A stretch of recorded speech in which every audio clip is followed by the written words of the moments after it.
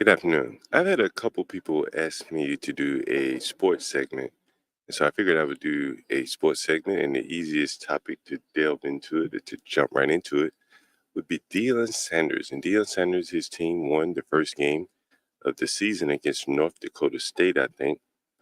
And a couple things caught my eye, and I figured I would want to expound on that. And I don't think the guy is capable of being coached at the pro level. I don't think there are any coaches at the pro level left over that could coach him. He would need someone very strong, like a Bill Parcells or Belichick or someone like that. In today's NFL, with all the young coaches, I think he's going to present quite a problem for coaches to effectively coach. And I've come to the opinion that he's more or less just a rapper masquerading as a quarterback. And so there are a couple things that I noticed in his first game against a Division II opponent, North Dakota State. I want to bring your attention to that, and this kind of forms why I think he will have trouble in the NFL, and I think many teams with not so strong of coaches will have to steer clear of him. So here's the first article that I saw about Deion Sanders, and I'll pull that up here, about their win the other day. Here it is.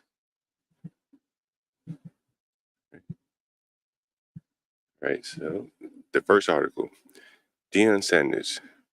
Shedeur was being a good kid, helping a teammate on a late incompletion. Okay, sounds rather innocuous. But here's the meat of the matter here. Colorado won its first game of the year under Deion Sanders, the year two on Deion Sanders on Thursday night, but bad clock management nearly cost him. Again, that's a statement of bad coaching, but nevertheless, there's a bigger matter here. Sanders, however, said that a late incompletion when his team should have been running out the clock was just an example of his son and quarterback Shedeur being a good teammate.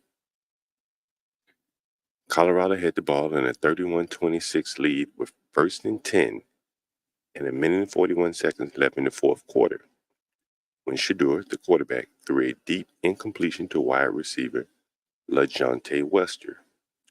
That stopped the clock and ended up giving North Dakota State just enough time that they got the ball back and nearly pulled off a Hail Mary upset on the final play.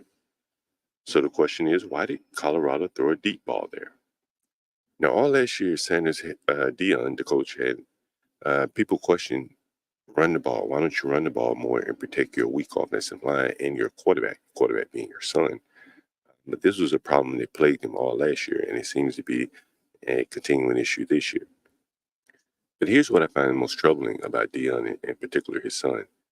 Deion said it was because his son is a good teammate. He wanted to help Wester get a big play on a night when Colorado had two other receivers, Jimmy Horn Jr., his father played in the NFL, and Travis Hunter played phenomenal games. Quote from Deion, Shedeur is such a good kid. Sometimes it cost him because at the end of the game, we just want to run the ball. And he took a shot to LaJohntay because he wanted LaJohntay to have a big play because you got the other two guys, the dogs, having a big day, and he knows he's going to have a one-on-one matchup. He just didn't put it out there far enough. I'm like, dog, come on, dog. Not right now, dog. It's not time to be the good guy right now. It's time to put this game away. But that's what that was. He wanted what he wanted. Let's just put it like that. Usually he hits it. That's not an NFL quarterback. That's not a guy concerned about winning. That's a guy that can't control the locker room or feels that he can't control the locker room. He has to do things that go against the best interest of the team. They were winning. They needed to run the clock out. He decides to throw a deep incompletion. Gave the opposing team the ball back with an opportunity to win. That's not quarterback like by any means. Now, I want to dig a little bit deeper into this and what helps me form my opinion here. And here's an article a while back. I want to say, oh no, it was just yesterday. And just a few days ago, Shedeur Sanders cars, list of luxury rides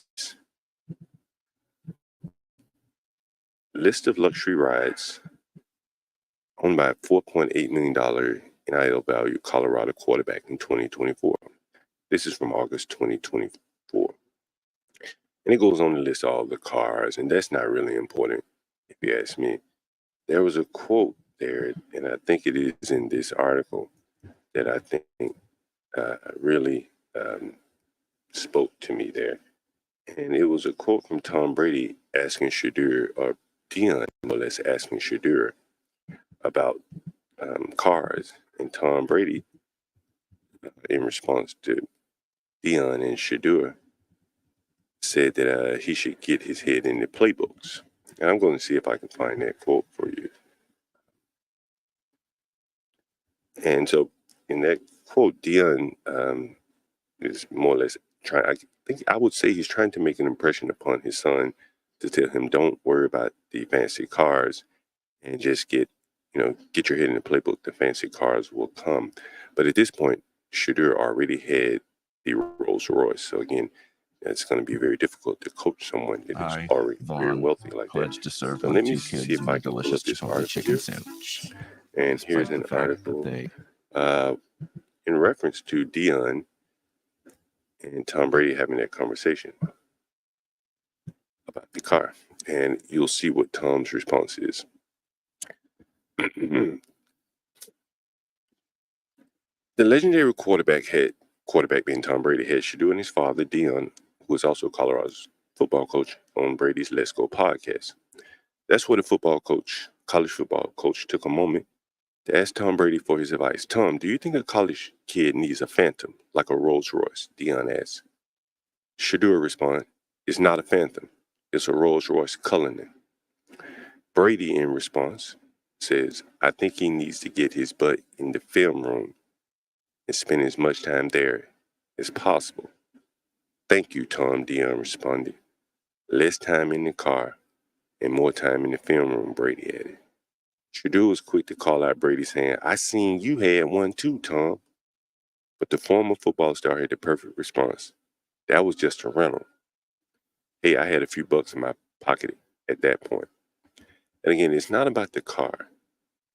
It's about, look at his response to a legend, a guy who's already made his mark in the world in the NFL.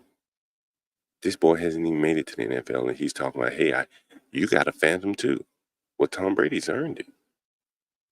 And that is why, and I conclude there, that I think Deion Sanders' son is untouchable in the NFL. I don't think you'll be able to coach him effectively.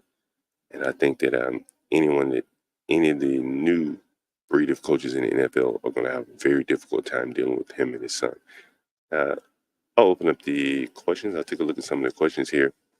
I'm curious to know. I know there are a lot of Deion supporters here, just in general. So I'm curious to know what other people think about Deion. So if you have any questions about sports in general or Deion in particular, feel free to chime in and put them in the chat. I'll put the link in the chat as well. Otherwise, we'll make this a short stream today. We're also streaming live on our other stream with HB2N and John Galt, respectively. Anyway, Daniel Nixon, I see you in the chat. Can John be a consultant? I do have my thoughts about that. One of the things, it all starts and stops with the quarterback. And I think that if I were an NFL scout manager and I saw a young boy do that, particularly a young boy with a father who should know better, who should have instilled in him to know better. And then when I look at Deion saying a very me type person, Shedeur would be radioactive to me. I wouldn't want to coach him. I wouldn't think that he would have the best interest at heart for the team. He's more like a basketball player where, he can go out and score 26 points. The team lose, he'd be happy. He'd be more than content making the All-Star. I don't think that does very well for for college football, or definitely not for the pros. Would he make the playoffs? You mean in the NFL? Would he make the playoffs? It depends on which team he's on. It really depends. I haven't looked at Colorado's schedule yet, but I suspect that they're not going to be much more improved than last year. He's brought on a lot of big name coaches. I think Warren Sapp is there, a couple other players. I think there's going to be an issue for them. All of those egos are not going to be able to get in the kitchen and cook up a good meal without someone pointing the finger at the other. So I would be surprised to see that work long term without friction there among the coaching staff. If you look at his last team, that should have been a perfect coaching staff for him. He's a young coach, inexperienced. He had two experienced coaches on both sides of the ball. I know the offensive coach was highly regarded, and he left. And I think, one of the things about being a good coach is not about the X's and O's as much as managing personalities. And if you thought so much of the guys to hire him away from his team and make him an offensive coordinator, I think he took a step down. He was demoted to come coach for you. If you thought that much of him, either you judged really wrong, right? You really were wrong about him, or you did a poor job of managing personalities and talent. And so I think this year, wherever that guy is, Dion is kind of going to be looking over his shoulder and wondering how that guy's team is performing. And there'll be pressure for Dion's team to perform well because that guy clearly was well regarded. And Dion's offense is going to have to play well. And I think there will be some pressure on him in that regard. In the NFL, would he make the playoffs? Well, it depends on the team. In the NFL, it's all about the coaching and the quarterback. I think you could almost bet on that. If I had a good coach, good quarterback combo versus a mediocre coach and a good quarterback, go with the good coach, good quarterback. It almost doesn't matter with the rest of the team. Everything else is pretty much even. I would say um, good coach, good quarterback. You can bet that pretty much all night long, in my opinion. That's how I would bet. I would never bet bad quarterback to win, beat anyone. I just don't think that the way that the football league, the NFL is set up now with all the rules in favor of the quarterback and offense, a good quarterback can carry a weak team. A bad quarterback can lose games even for a good team. So that's why I think if I were a betting man, that would be part of my strategy there. How long would he last me? I think what would happen is he probably would last longer as long as his desire was there. But he probably would cycle through a lot of coaches. And so he wouldn't get this consistency of coaching to give him a good career. If you look at the best coaches, they have the best players at quarterback position. They have one or two coaches. Typically, that coach was offensive minded, and they were able to stay together for a long time, build some cohesiveness there. I think with Shedeur, it would be a revolving door of coaches unable to deal with his personality and the play, as I indicated, where they were up, they were winning. All they had to do was run the ball, and he refused to run the ball. He had the peer pressure of all the stars in the room, and he just had to make a play. That can't be tolerated in the NFL, and I think all the old stalwart coaches that can harness that and stop him from doing it, I think they're pretty much gone out of the league. I'm not sure if there are many other coaches that could handle such a strong personality with a strong father in tow at a leadership position. If he were a cornerback, like his son, Shallow, cornerback, he will probably be able to do well. I think he's a safety. He'd probably be able to do well. I think it'll be much more difficult coaching a quarterback with that level of entitlement. It's just my opinion. What's up, Bobby Perkins? Does Deion's son run the ball as a QB? I don't think so. I think he wants to model his game as a passing quarterback. I would imagine that Deion has told him to stick back there and throw the ball. And I think, honestly, last year I read that he was sacked quite a bit, which means either he was holding the ball too long, can't figure out where to go with his routes, or he wasn't taking off running. Something, it may not be natural. He may not be at his natural position. He's holding, again, if you're holding the ball too long, you can't figure out where to go with the ball, or you don't know the route progression, the route tree, and all that. If he's able to run, I'm sure he has some physical ability to run the ball, and he's stunning that to be more of a pocket passer. I think that he's not playing to his natural ability, and that will harm him as well. I remember when Steve Young came into the NFL, and he was, too much of a runner. And I remember watching him practice, and he used to call being a quarterback a craft. And I think there's something to it, when you look at it that way. And so to slow down his, um, just his instinct to run, he would drop back, and they would have rubber bands attached to him, keeping him from running and just making him stay within the pocket. That was the way he practiced. And so he had to really change his instinctual nature to, hang to run and hang in the pocket. Shedeur may be doing kind of the same thing, but he just may not be as crafty or looks at his skill as a craft. And that may be the part of why he's hanging onto the ball too long. Just my thought. I think being able to read the kind of the route tree and coverages will allow you to get the ball out of your hand quickly. You're not going to have a lot of long developing routes in the NFL.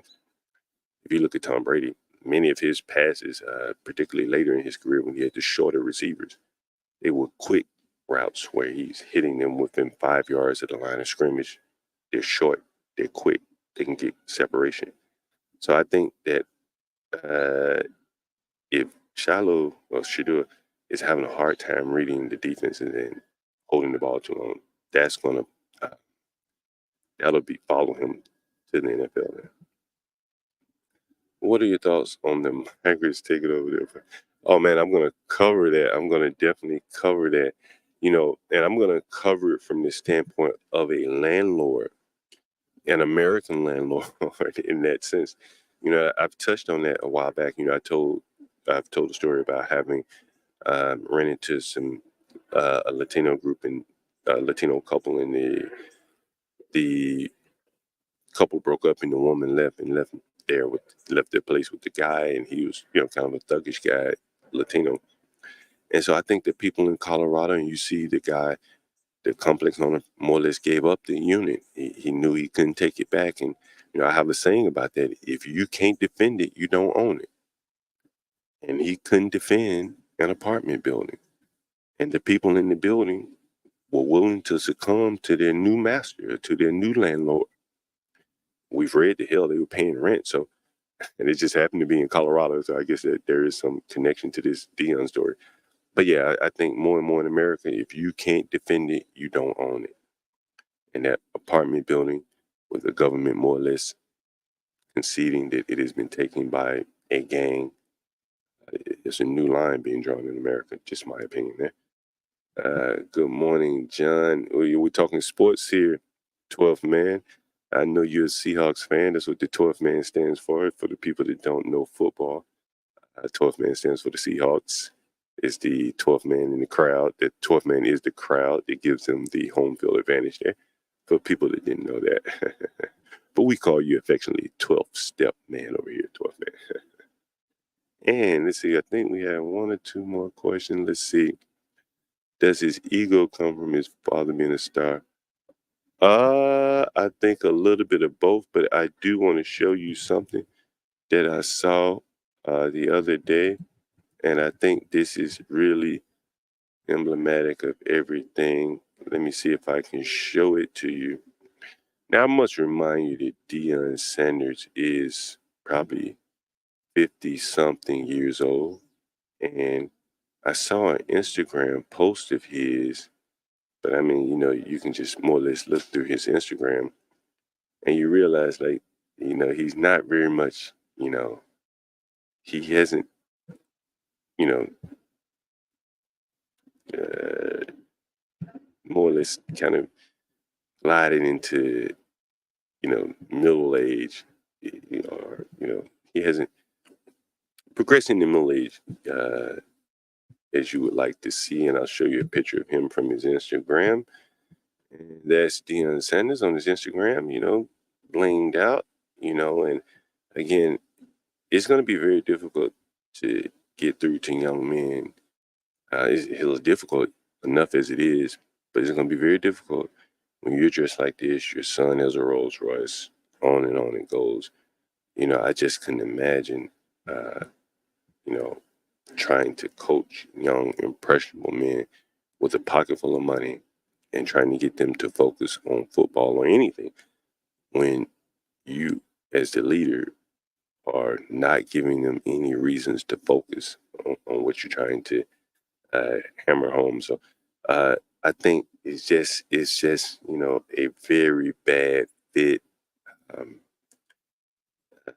just the maturity level to deal with the young man. I'm not saying Dion's mature. I never met him, but just those gold chains are everything. In terms of trying to hammer home to young men. They're just not going to listen. They're just not going to listen to him speaking about being pious or conservative when he's dressed like this. And here's another Instagram photo. This is actually the one I want to show you. Let me see if I can find it.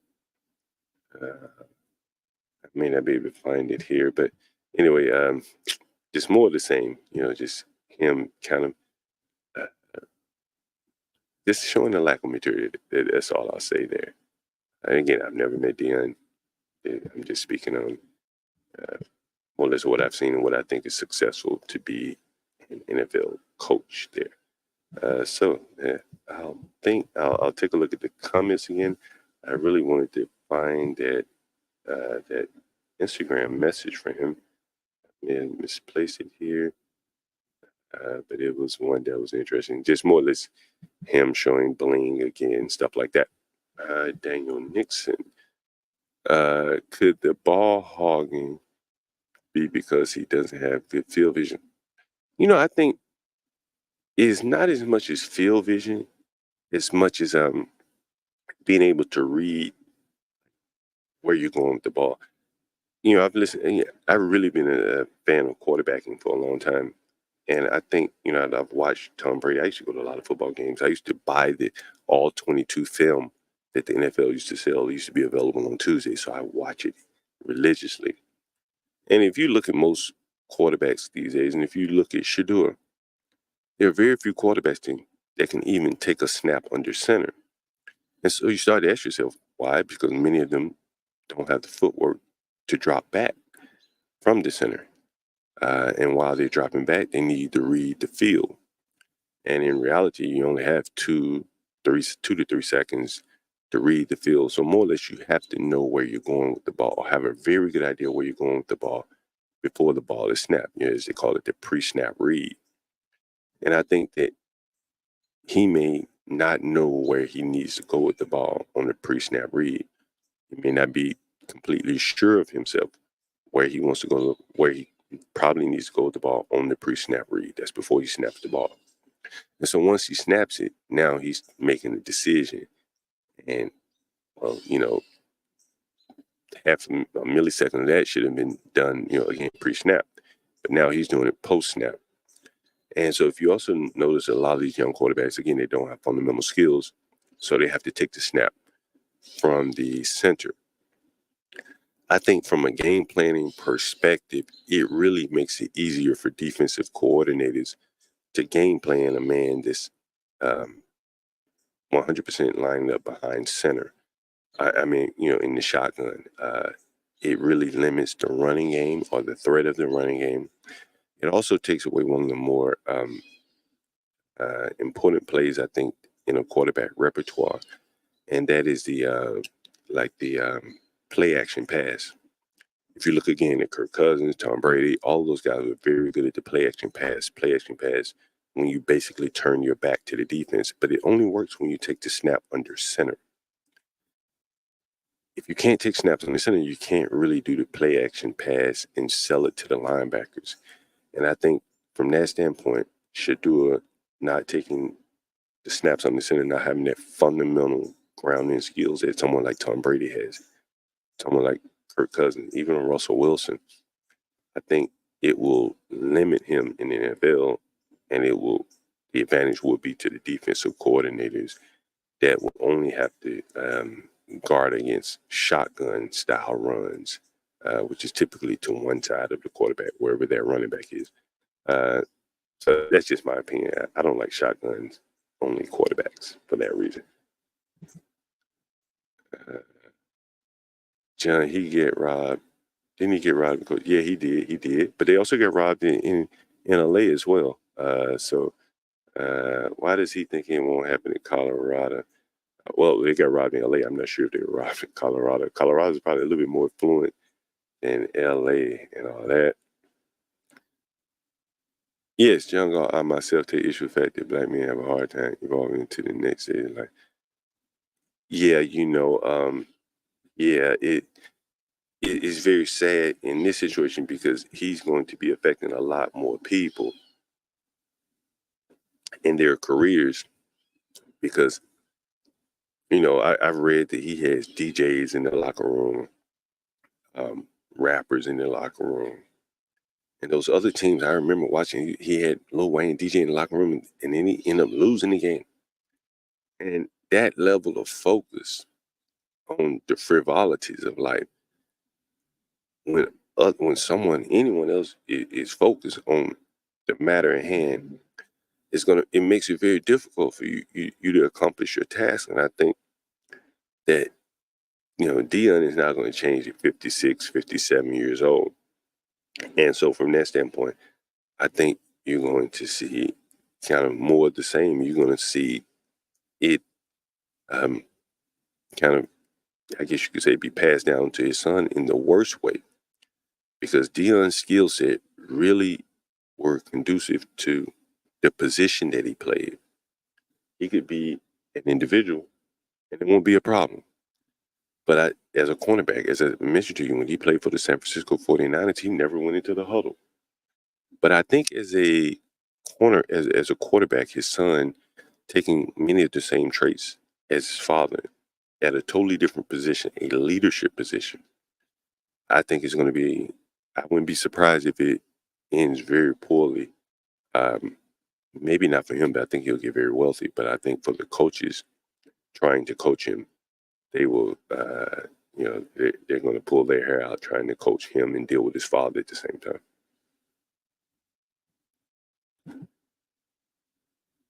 Orange juice, fresh squeeze, fresh squeeze orange juice. Huh? But anyway, guys, I did want to cover that. I'll probably be doing more of these because again, I am interested in the business of sports. I'm interested in why people win and why people lose because I don't want to be a loser. You can study the losers to figure out how to win sometimes.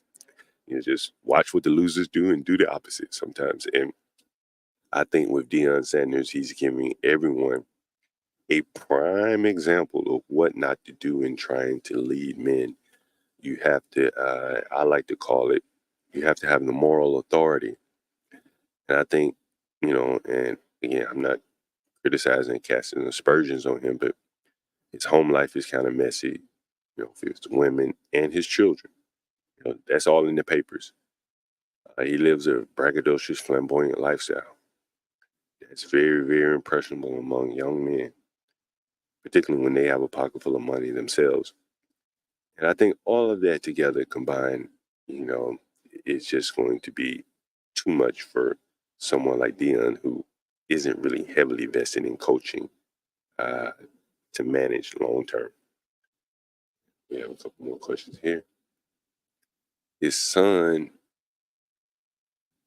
what? His son, which one? I think that's the other one, Shedeur. Is that no? That's Shiloh. They're probably his children already. I think that's Shiloh. Yeah, that wouldn't surprise me. I mean, you can afford them. I'm not a fan of waiting to have children, but again, I think it is the leadership aspect of it. Um, is he ready to have children? You scan the headlines. I'm not going to do it now.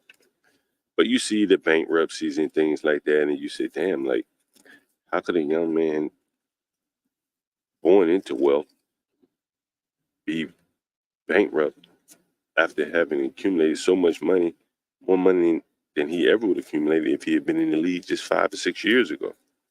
And so you said, well, the NIL money hasn't done very well. And you factor in if he's that insecure with the NIL money, he's probably that immature with a lot of other aspects of his life. And again, that's going to, I think it will hamper him in coaching. I mean, Tom Brady had children too.